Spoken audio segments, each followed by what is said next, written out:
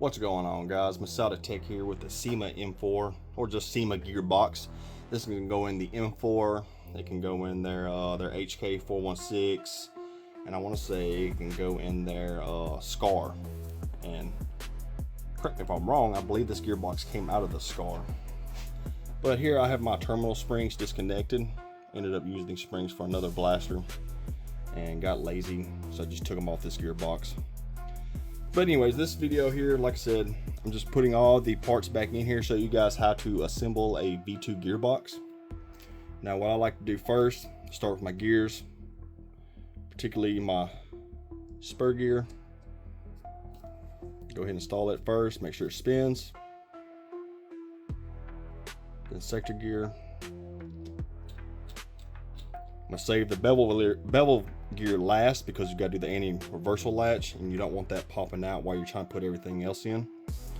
Now, you got your grooves, oh, I'm out of the camera. You got your grooves here on your piston rack. You wanna make sure those grooves fit alongside this gearbox. Your tappet plate, it's got a little groove right through here that it's gotta sit in as well. So what we're gonna do is we're gonna set it just like that. Make sure that piston rack is in the correct spot, because if not, whenever that sector gear comes around and picks it up, it's going to strip it out. Because one thing that's really crappy about Cyma is, you see you have metal gears, but you have a plastic piston rack with only one metal tooth at the end. I feel like they should have just added all metal, but you know, hey, whatever works for them. Now here's your tappet plate spring. Now what I usually do is I go with this side on the tappet plate.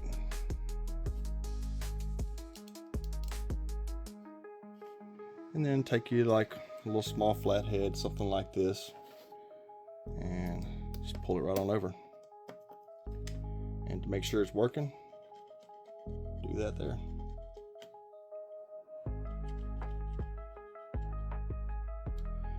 Alright, another thing. You see how I got my sector cam lobe over here?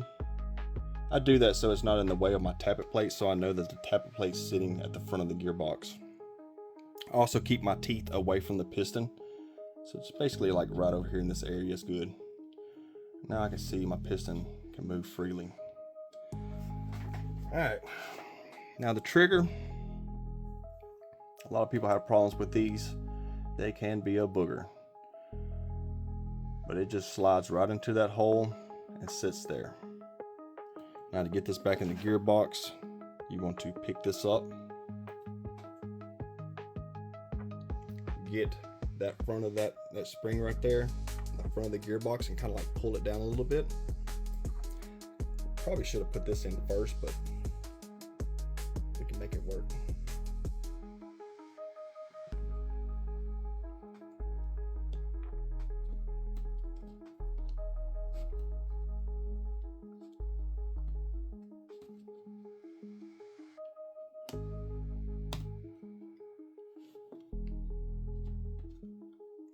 Now to make sure that it's working correctly, you want to pick that piece up right there, and then you can pull your trigger. Yep. Now this stock anti-reversal latch is kind of crappy. It's a little too tight for what it needs to be in this gearbox. So yes, it's going to try to pop out on you a lot. Now I've seen some people, this little window right here, what that is to release your anti-reversal latch. Like if you've been shooting your blaster and you get done, well, sometimes your sector gear will have your piston pulled all the way back. So you can just stick your little flathead in behind right here and put it inside that hole and release the anti-reversal latch, and that will release the gears. So then you can take your main spring out without it coming out at you at 100 miles per hour. But I find that a little too tricky, trying to hold the flathead, keep the anti-reversal latch steady, and try to get the bevel gear in there at the same time. So we're just going to try it like this.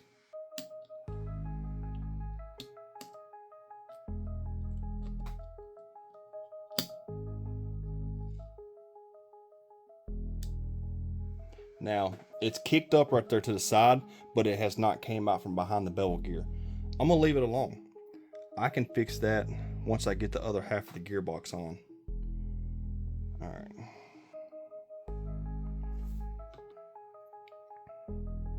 Always start with your front of the gearbox, because like I said, you got your inner reversal latch over there ready to pop out. And be easy with it. You don't have to push it on there, just set it on there.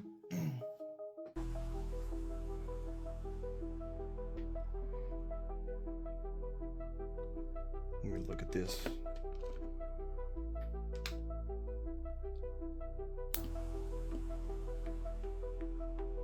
Yeah, it moved on me, unfortunately. Yay! Okay, let's try this one more time.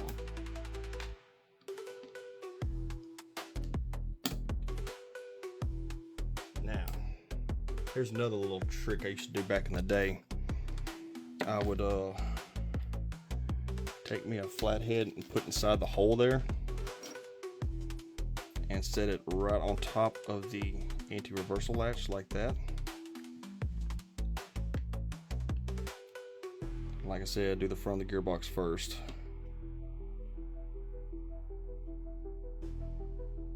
Alright, just gonna hold right there now.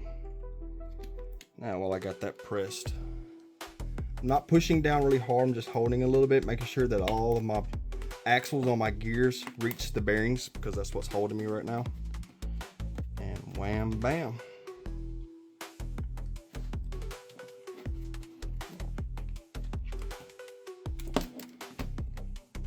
But anyways, that's it. Now it's just time to put the screws back in. Now you got to remember, this little one here, it's got a tiny screw on it. And I remember it had that wire wrapped around that little knob.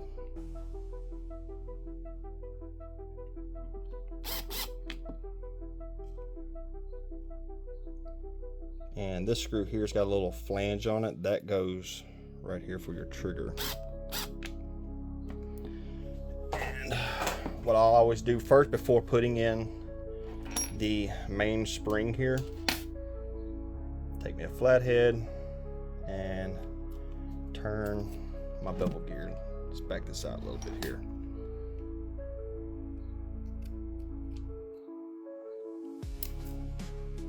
And just spin your bevel gear. You'll hear the inner reversal latch catch. That lets you know if you have it or not. Hear that little click? Here we go. That's your anti-reversal latch catching. And the piston's moving back, so we know that it's catching the piston. Now let's go ahead and get that piston all the way back forward. There it goes. Now it's all the way front, back to the front. All right, now it's time to put in the mainspring.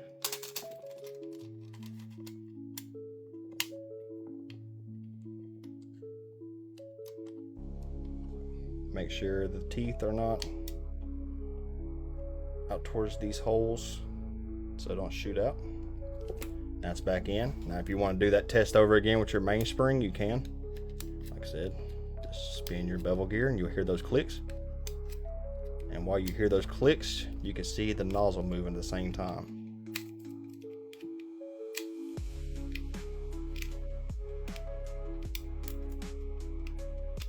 It's a little stiffer now that I got the spring in there.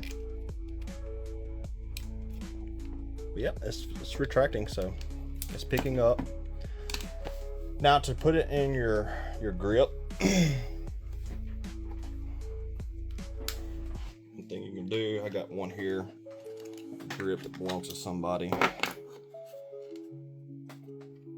Start off with your black wire or red wire, doesn't matter. Just get it in the grip.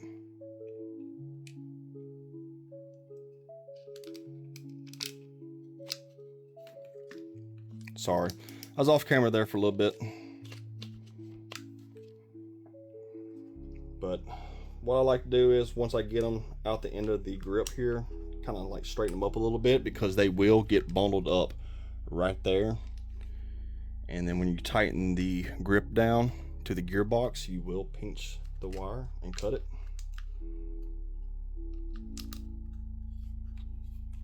Like I said, I'm just tugging on them just a little bit just to make sure they don't get bundled up. And everything looks good on the inside, so you just put your 4 screws on the inside there. And one thing I always do is when you put that motor inside here, you want to make sure the motor is not in a bind. This motor has a spring on the end of it. That spring should be able to bounce the motor up and down, even with the wires around the gearbox, or not gearbox, but around the motor. So it should go in there. And this one here probably ain't gonna fit. Yeah, it will. See how it bounces? That's what you want. You want that bounce. If it don't bounce, that means it's getting caught around your motor tower here. Or the spring is. And what it's doing is it's getting caught around here, around this part of your gearbox. And it's not going in like this. It's going in like at an angle like that.